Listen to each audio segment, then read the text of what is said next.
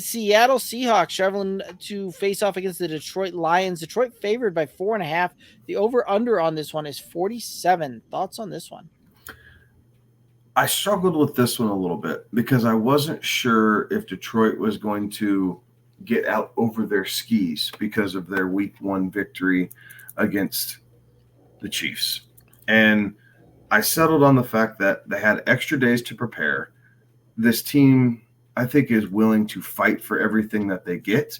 And in a home opener to help rally that fan base even more than how amped up they already are for this coming season, I expect the Lions to come out and be able to handle business here. So I did take Detroit. I took the over, though, because this game, for some reason, has shootout feeling all over it. Like, I'm not sure what it is, but I just can't get away from the feeling that, you know what, this game, Seattle kind of got torched, right, by the receivers in week 1.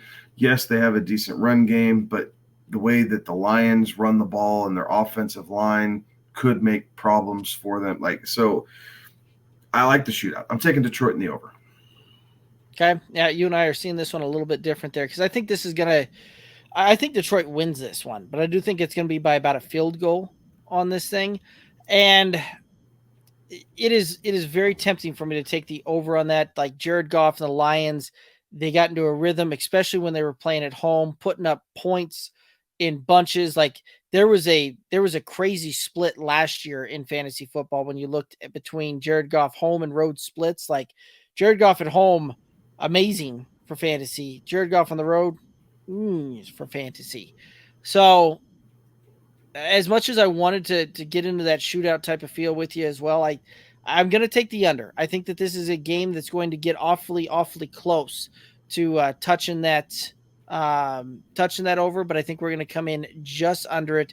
I've got this as like a 24-21 game when it's all said and done. So I think this is going to be an incredibly close, well-contested game throughout. It's going to come down to the very end with a field goal win in the sucker. I've got Monty as my prop going over 13.5 rush attempts in this one. Yeah, golly, that feels low. Like that just seems like money in the bag right there. I like that one a lot. I'm taking the other Lions running back. I'm taking Jahmyr Gibbs to go over 26.5 receiving yards.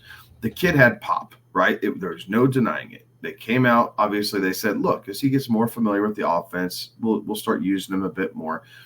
But where they can use him right now is in the screen game, right? And those opportunities will come up just fine. And he can get this in one play, right? We saw how electric he is. Make one guy miss, and if he's off into the secondary, I don't know that anybody's going to catch him. So I'm not calling the long touchdown, but it wouldn't surprise me either. So I'm taking the over, though, 26.5 receiving yards for Jahmyr Gibbs. Yeah, this is a guy, once he hits full steam, watch out. Like, good luck. And he gets there in like 2 steps, it feels like. It's crazy.